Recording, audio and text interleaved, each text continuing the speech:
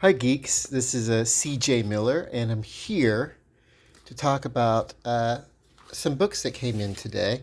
Now, I did a video not too long ago about some of the novels, uh, these V novels that were based. Well, actually, yeah, the novelization of a TV show in the early '80s that became it was a TV event they called it. It was a miniseries, and then of course they there was a sequel a miniseries, a three-part. Then they spun that into a weekly TV show that lasted about I want to say about 21 episodes, if I'm not mistaken. Uh, there's no reason why I should be mistaken because I actually have it. I have all those on digital, and then of course in 2009, they did a revamping of the show. So Kenneth Johnson did the original two part, and then of course he executive produced on some of the other stuff, but he really didn't have that much to do with the rest of it. As a matter of fact, his vision later became a theatrical movie called Alien Nation, which became a TV show, and then there was speculation as to if there was going to be a movie version of V because of Alienation, which was not the same story, but it practically was. Aliens come to Earth in Alien Nation, and uh, they go through this whole hostile uh, uh, thing that happens. I don't know if it was an all-out war trying to take over like the aliens in V, but there was discord and there was eruption uh, due to the aliens, and then they ended up living cohabiting the Earth, and so Alien Nation is about the aftermath of that alien race, which they looked less reptilian and more like people with a really bad pigmentation of the skin disease. I mean, So anyway, I think Mandy Patinkin was in that, and it was in the TV show. I think that actor. Anyway, they were speculating was there going to be a movie version of V, uh, and I was like, I'm a big geek boy about this. When I was like, when it was on TV, I would write fan fiction and all that kind of good stuff. So this is V East Coast Crisis. Now, this was a novel that came out around the time of the second series called V The Final Battle, which was not the final battle. And this is retrograde because it is meant to tell the story of the alien invasion at the same time that this is the East Coast Crisis, and it was meant to tell the story from the New York perspective versus the LA perspective, I believe. And so that whole time everything's happening, and it fills in the gap. Sometimes it was marketed. I didn't read this back then because I went straight to a novel because this I didn't see this one at my local 7-Eleven where I bought the books from, the paperback books that I read. Uh, but I discovered a book called V: The Pursuit of Diana, which I did buy recently, and I do have in my V collection. So V, East Coast Crisis, sometimes would be marketed as the novel that told the story of the East Coast at the initial invasion, and then sometimes it was marketed. In some of the comic books, uh, it would be marketed as, or assumed to be telling the story of the time between the first miniseries and the second miniseries. So this sort of fits in there somewhere along that timeline.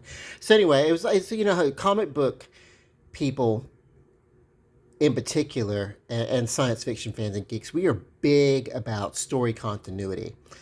Do you know how, like in other genres, you can take liberties and you can retrograde and you can play around and you can even leave out huge plot points. and what, you know, by suspension of belief, viewers and readers will be okay with that, not science fiction comic book geeks. We want continuity. And I think that's one of the reasons why the TV series, that hour long episodes that aired on NBC, I don't think they did too well because they didn't really keep the continuity. There was like the first episode, the second episode, and they introduced a character called Kyle Bates, and he introduced himself to the character in this show of Ham Tyler. And Ham Tyler was like, Bates, yeah, I used to work for a guy named Bates. I didn't like him. And 2 or 3 episodes later, and I guess this could pass when there's weeks when there's a week gap in, a week of time in between the episodes. But later on, uh, 2 or 3 weeks, 2 or 3 episodes later, uh, Bates, the son, Junior, is in a prison camp with the character of Ham Tyler, and they reintroduce themselves as if they'd never met. Same dialogue. Uh, you know, Kyle Bates, and Ham Tyler's line is, Bates, I used to work for a guy named Bates. I didn't like him. You know what I mean? It's the same dialogue and same everything. So, and that things like that draw attention to geeks because the first thing geeks are OCD obsessive. We have to be because we're weird and the world is out to get us for our weirdness, to put down on us. And, we're the ones that get made fun of for writing science fiction stories and drawing weird pictures and just being really, weird. In the 80s, that's certainly we were. And then because it really wasn't like the thing to do. And so like today there's like a whole geek culture, and it's really okay, but is it? But anyway, yeah, what happens is, like, because of that, we are acutely aware of plot points. And when you play with our genres, particularly ones that we're impassioned about too much, like, we don't really care for it. So that was the story of V, East Coast Crisis. It fit in between V, the miniseries, and V, the final battle, or it took place coinciding with V, the original miniseries. And so this is the second generation. Now, there was a lot of speculation because how the original franchise ended in the 80s. I'll just go ahead and spoil it for you. The mysterious leader, comes to the planet and takes off with Elizabeth, who's a hybrid star child of the alien race and the humans, and therefore she has, uh, uh, her genetics give her a type of telepathy and um, some precognition, and basically the ESP kind of stuff. I guess it's because her brain, maybe, so she's got a higher use of her senses, and yeah. So, and that is not something that was unheard of, because in V, the final battle, Diana, it's her conversion process in which she converts humans is somewhat, of a cognitive experience, as she's able to communicate telepathically, at least with Juliet Parrish, which is a resistance leader that she converted, but who was able to resist the conversion process, but she was still vulnerable at one point. Therefore, Diana, the big baddie of this series, is able to get away. So anyway, okay, so the second generation, the story of the second generation. Now, Kenneth Johnson came back, and there was a novelization of V, which encapsulated the original miniseries and the final battle. I have that one. Sometime later, Kenneth Johnson went back and reclaimed the property and rewrote V, based on the original series, and leaving that off. And the one thing that he did include from the second part, and I guess maybe he intended to, or some plot points, he included the birth of Robin Maxwell's child, the hybrid, the alien hybrid. He included that, and I guess that must be germane because she was such an important part of uh, the overall mythos of the show. And she was, Robin was pregnant at the end of the original, so apparently that was always going to be a plot point. So he did include that in his novelization. And this was when they were talking about was there going to be a theatrical release. And then and they were really hyping it, and they really thought there was, and this was kind of like based in that time frame. It was before the 2009 release, and the reason why it was written and released basically was to promote the upcoming TV series of 2009, which was a short series. I think there were only like 9 or 10 episodes, and then in 2010 they released another short series, and I think that's maybe they were just doing what they knew to do. That's when TV was playing around with like short series and you know fill-ins between the main seasons of TV and everything like that. But they really kind of really that it's for some nostalgia reason. Jane Badler does has a big role in the second season of that one. Who played the original Diana? She plays another character, Diana, not the same Diana. She actually plays a kind of an alien convert who is a former queen, and she becomes sympathetic to the human soul and advocates for peace between the races. But her daughter Anna does not care for that. And so what happened there was everything was too CGI. There were very few practical effects. It was too sleek. It wasn't raw enough to give that whole guerrilla battle feel. And it really wasn't it was more of a Cold War between the races, where there was a lot of espionage and not a lot of full on, uh, you know, uh, rebel battles going on.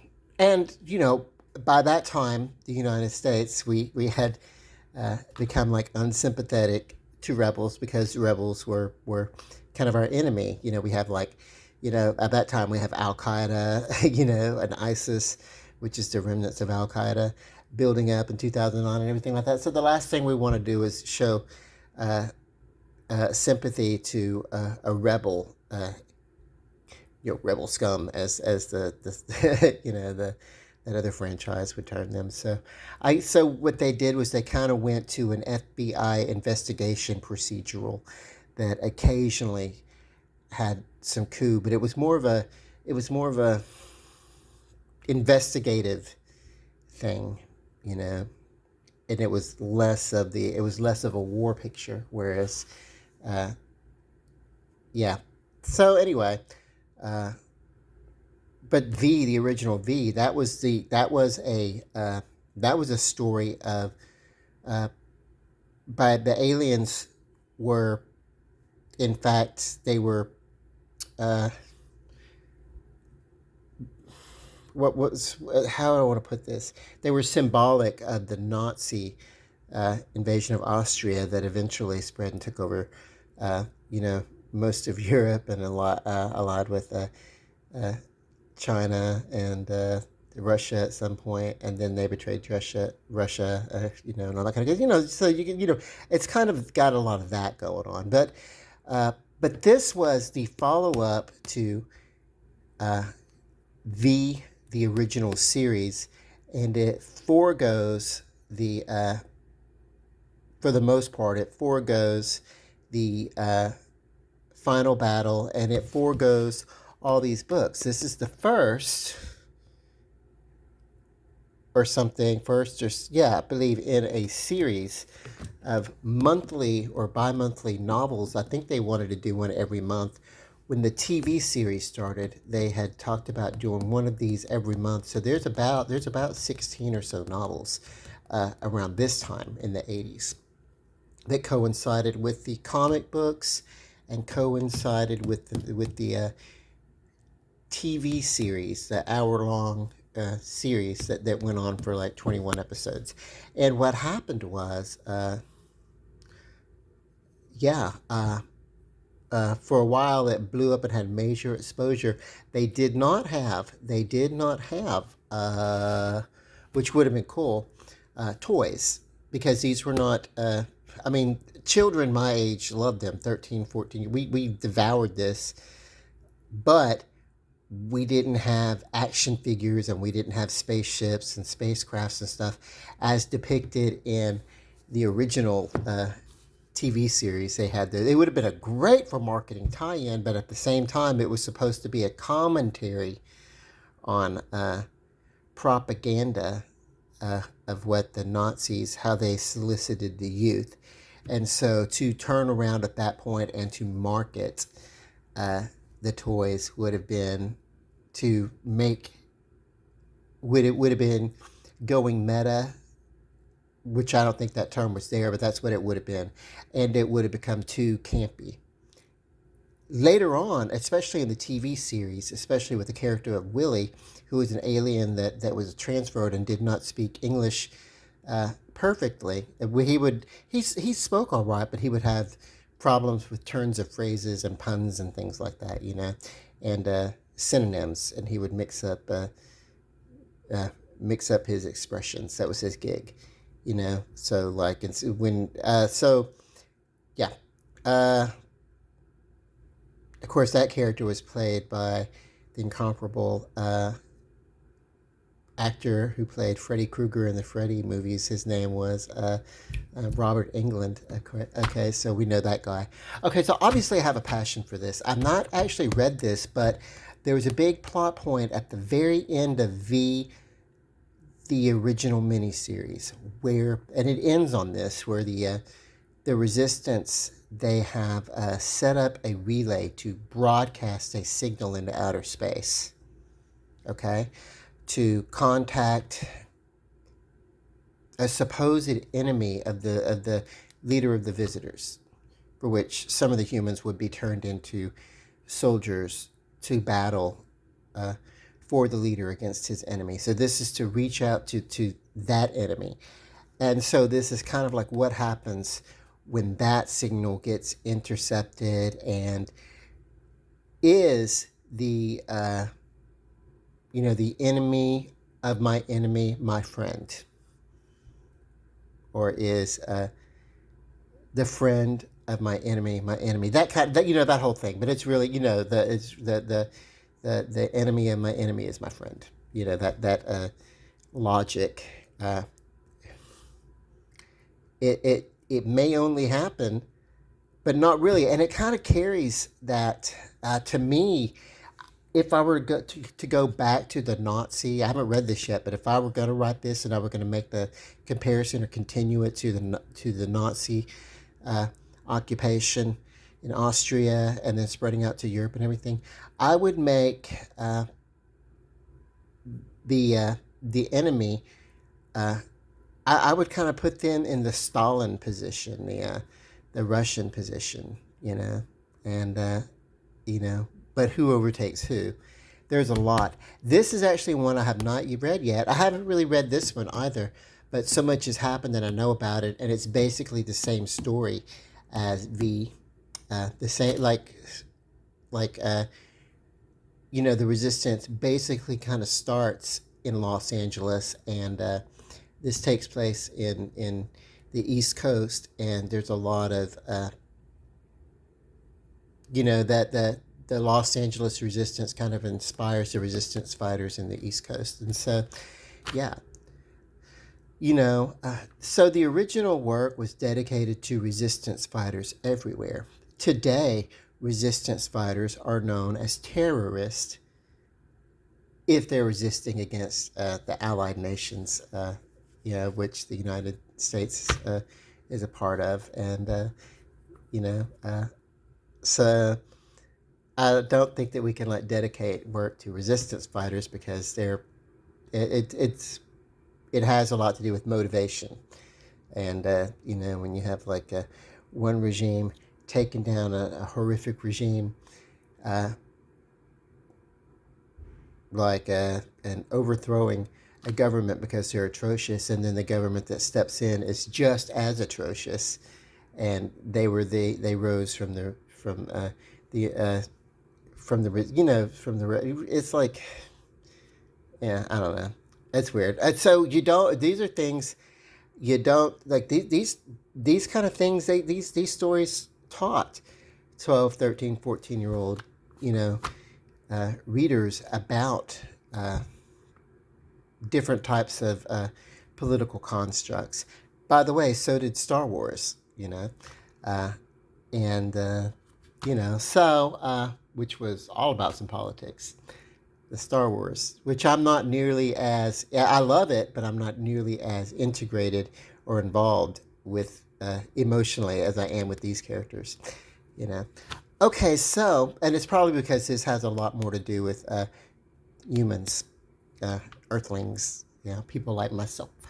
They're more identifiable to me than characters who live a long time ago in a galaxy far, far, far, far, far away, who look human, but they're really not. Okay, so, uh, yay. I'm gonna let you guys go. If you know anything about this franchise, let me know. Oh, I will say he wrote Kenneth Johnson. He wrote the original. He didn't have that much to do with the writing of the rest of it, but he came back and he rewrote a novelization based on the original. And then he wrote this one as propaganda so that he could go on and he could write and produce the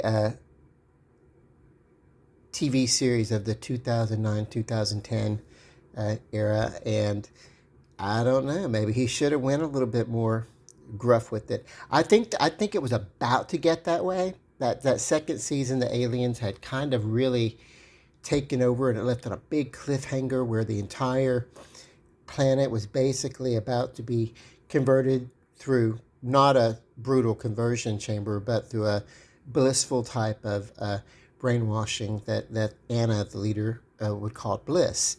And so what happened was it left on that cliffhanger, and I think it was about to get to that underground guerrilla thing, probably in the next couple of seasons, if they would be afforded.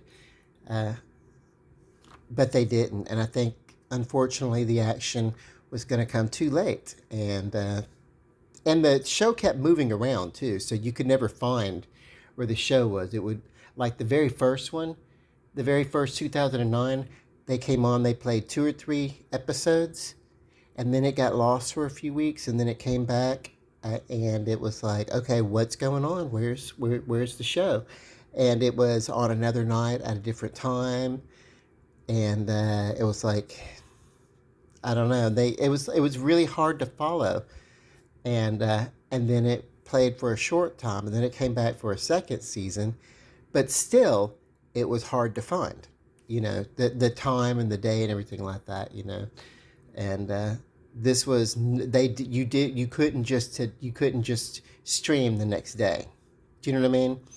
Like maybe if you had DVR or something like that, you could record it and everything like that. But it really just in general, you didn't have you were still, that was when you were having to pay extra for the DVR on your cable, or you could record it or something. And I wasn't that involved or that impassioned about the show to really, really track it down. And it wasn't something that was super heavily promoted until it was like halfway through that second season. They started doing the talk show circuit and everything. But YouTube, there was a good bit, so there's a lot of online marketing. Okay, so I'm about out of time for this video. I love you guys. Peace, love. Get back with me. Tell me what wakes you up, what impassions you, what gives you good feelings, good times. Love.